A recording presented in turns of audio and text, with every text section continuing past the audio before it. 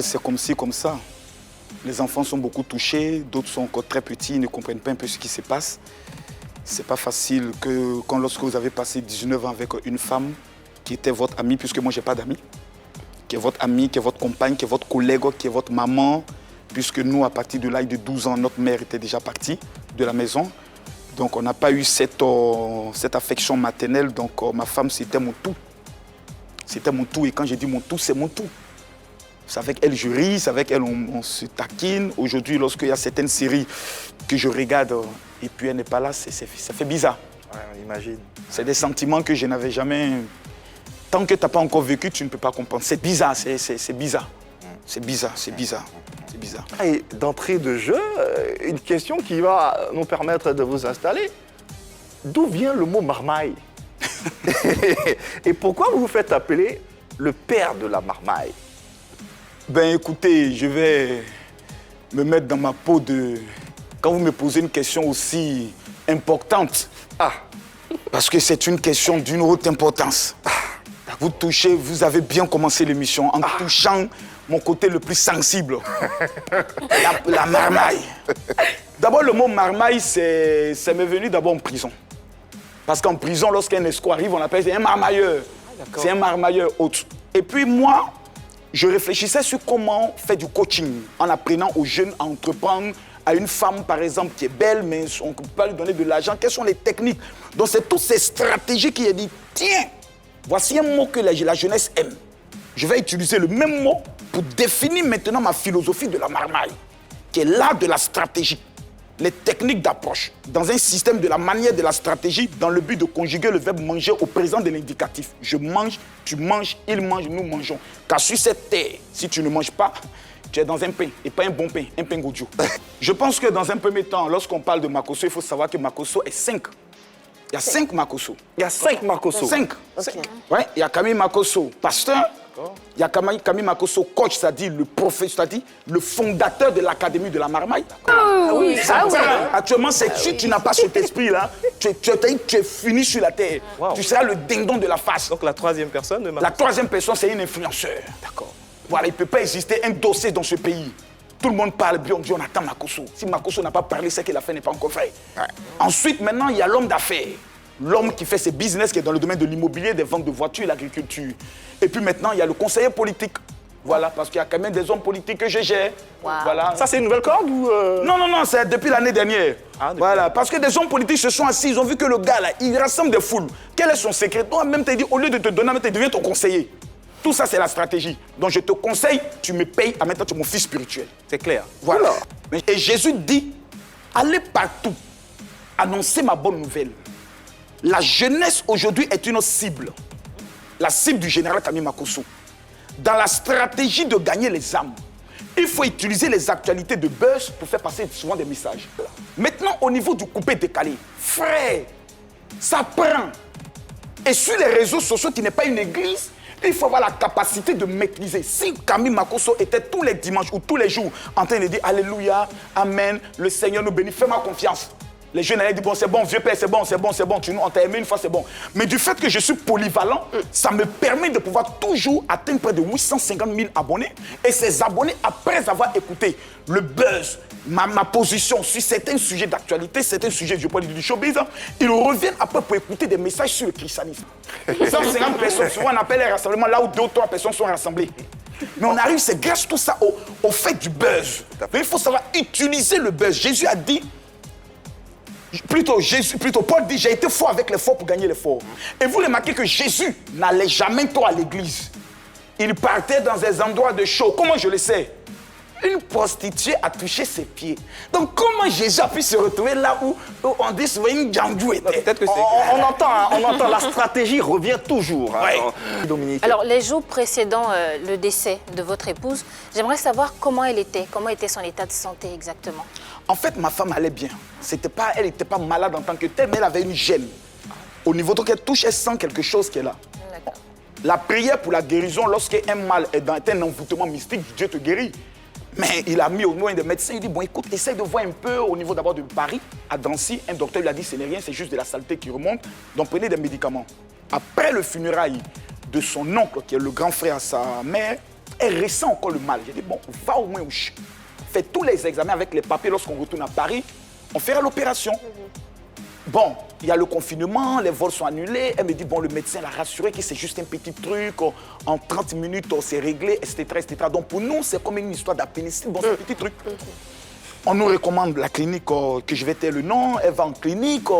L'opération se passe. Le lendemain, on vient la voir. Tout se passe bien. Elle rentre à la maison. Elle se plaint le soir de quelques douleurs. On lui prescrit un médicament qu'elle prend. Le lendemain, moi, j'arrive parce que moi, je travaille beaucoup plus la nuit. Plus la nuit parce que mon esprit fonctionne beaucoup plus la nuit. En 2h, 3h du matin, un grand homme ne dort pas, il pense. D'accord. Donc, j'étais en train de travailler. J'entre le soir à partir de 9h. Bon, il y a mes 2 filles qui avaient un peu déconné le soir parce que ma deuxième fille, c'est Makoso pur. Makoso, elle, quand elle est en colère, charge la famille, tout et tout. Et puis bon, maman après se plaint, j'ai mal. Camille.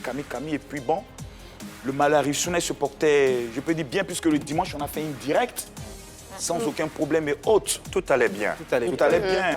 Non, mais tu te retrouves, tu te reconnais plus. Jusqu'actuellement, j'ai l'impression que lorsque je finis ici, j'entre à la maison, ma famille est. Jusqu'à présent? Jusqu'à présent. Je me dis que je parle et autres, ma femme à la maison, mais c'est après tu te rends compte que non, c'est fini, elle est partie autre. Tu ne te rends pas compte, d'abord tu en veux à Dieu. Quelle est la première chose que vous avez ressentie quand on vous a annoncé la nouvelle? Qu'elle est partie? Qu'est-ce qui est venu systématiquement, instinctivement? Je suis foutu. Comment tu vas expliquer ça aux communs de mortels et autres? Il faut que d'autres hommes de Dieu t'appellent du Canada, de la Belgique, pour te dire j'ai perdu ma femme aussi dans les mêmes circonstances. Voici, c'était la volonté, voici ce que Dieu a fait après et autres. J'ai compris que c'était peut-être la dernière épreuve que Dieu voulait me faire traverser. J'ai traversé la prison comme, c'est pas un problème pour moi parce que c'était là-bas l'université. Pour moi, j'étais allé à l'université. Mais là, c'était un coup d'une violence indescriptible. Non, tu es détruit. Tu es détruit et encore ce qui te brise, c'est que le même jour, automatiquement, certaines personnes qui étaient un peu tes concurrents, adversaires sur les réseaux sociaux baissent les armes, mais d'autres que tu ne connais pas se lèvent et puis donnent des informations sur toi et ton épouse. Ils parlent de vous comme s'ils vous connaissent. Ça a été encore plus difficile. Mon petit frère était obligé de m'arracher mes téléphones. Je peux parler librement, hein. Ah oui. Quand quelqu'un est bête, on ne peut pas l'obliger à devenir intelligent. Mais en fait, c'est même inhumain même de le dire. Tu prends 1 200 000 francs pour aller soigner ta femme que tu aimes, qui est tout dans le ministère, c'est ma femme qui est tout. Mes enfants spirituels aiment plus ma femme que moi. D'accord. Donc, c'est elle le cerveau, le cœur du système. Donc, tant que je suis bien avec elle, mes enfants spirituels seront bien avec moi. C'est clair. Donc, qu'est-ce qui peut me passer peut-être par la tête? Et puis, par quelle magie? Par quelle magie, par quelle intention? Pourquoi? Pourquoi j'aurais un comportement violent vis-à-vis de ma femme que je suis allé faire soigner pour qu'elle revienne, pour qu'elle soit bien, pour qu'on se mange bien? C'est fou. D'accord. Il y a plusieurs personnes, de nombreuses personnes qui t'accusent de t'être réjoui du malheur des autres et affirment aujourd'hui que tu es victime du karma. Peut-être que si je commente, on me dira, Makoso, tu as été désagréable. Mais on est dans un milieu où tous, on se connaît. Dans notre milieu, il y a des élèves et il y a des maîtres. C'est qui le maître? Ça veut dire quoi, hein? C'est un élève, bon, quelqu'un qui a échoué en Côte d'Ivoire, bon, qui est allé se marier en France et qui vit aux dépens de sa femme. T'es pas un maître, tu ne viens pas parler de nous. Nous, on ne te répond pas parce qu'on n'est pas dans le même système. D'accord. Voici des pasteurs qui sont en France, parce que c'est un groupe de pasteurs qui ont échoué en Côte d'Ivoire et qui sont exilés en France. On dit, Makoso, répands-toi. Mais que je me répands de quoi? Quel est le crime ou le péché que Makoso commet pour lequel il doit se repentir? Je pense que dans cette vidéo-là, justement, il dit que j'ai eu à insulter sa mère. Mais pas que. En fait, dans cette vidéo-là, ce qu'on n'a pas pu vous montrer, c'est qu'il dit que vous faites partie de la franc-maçonnerie. Justement, c'est pour ça qu'il vous demande de vous repentir. Ouais, comprenez un peu de quoi il s'agit. Voilà. Bon, d'abord, vous savez, le problème, c'est que lorsque tu es un pasteur qui a échoué, une fois qu'on commence à parler de toi, que tu réussis et on sent que ça va un peu financièrement, pour eux, forcément, tu as eu à faire quelque chose où tu as parti à une secte, etc., etc. Donc, c'est un problème mental qu'ils ont. Ce pasteur dont vous parlez, il m'a contacté me demandant de l'enseigner la marmaille sur comment rassembler les gens à Paris. Mais comment se fait-il alors que tu demandes l'information? Alors, vous avez cité un nom qui Oui. nous interpelle, Gédéon, justement, qui dit quelque chose et on va l'écouter, on va le Écoutons-le. regarder, s'il vous plaît. Ce monsieur dont vous venez de parler, Oui. lui et moi, on n'a jamais causé, c'est-à-dire par téléphone. Lui et moi, on ne s'est jamais assis ensemble. Lui et moi, on n'a jamais rien fait ensemble. Aujourd'hui, c'est Oui. le président de l'association des pasteurs, je crois, de Côte d'Ivoire. Vous reconnaissez ce je ne titre? reconnais pas cette institution. Je ne la reconnais pas en tant qu'une institution qui est légale. Pourquoi? Parce qu'une institution qui n'est pas fondée conformément aux normes des Écritures, une institution qui n'évolue pas conformément à ce que la Bible a dit, je ne sais pas encore est-ce qu'elle est reconnue. Le missionnaire, hein, Gédéon, qui affirmait que votre association n'est pas légale, on l'a entendu. Bon, légal selon l'idée, selon les Écritures, selon la Bible et autres, sinon légalement sur le plan institutionnel, nous sommes reconnus. Si aujourd'hui l'État de Côte d'Ivoire veut s'adresser au pasteur, c'est Camille Makosso, on n'appelle aucune personne d'autre. C'est moi, je peux décrocher mon téléphone, j'appelle qui de droit? J'appelle l'autorité en place. Parce qu'en 2011, c'est nous on a trouvé sur le terrain.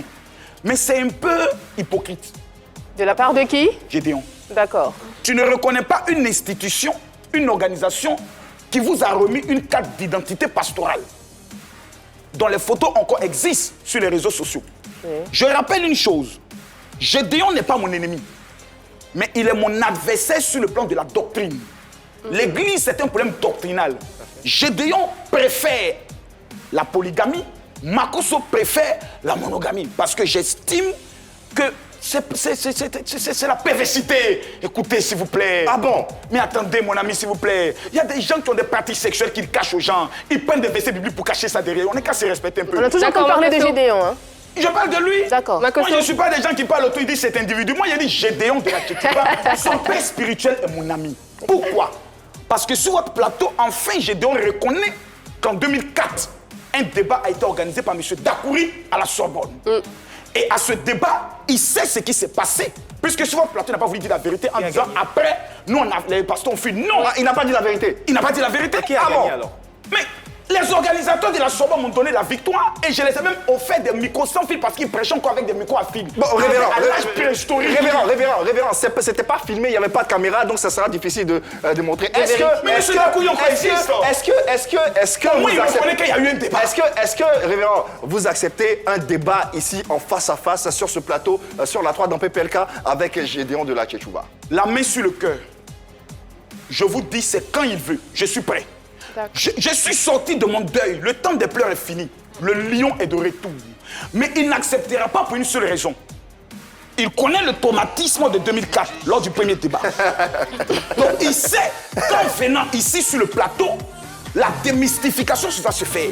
Pourtant, c'est un débat d'idées. Vous comprenez? On va rester sur ce débat d'idées entre le révérend Camille Makosso et le pasteur, le missionnaire Gédéon de Il faut qu'il Tchétouba, vienne. qu'on espère avoir sur ce plateau. Il Voilà, faut le qu'il défi vienne. est lancé ici. Gédéon, pour le je plaisir lance le défi. de téléspectateurs. Révérend Makosso, Viens. merci infiniment d'être passé sur notre plateau.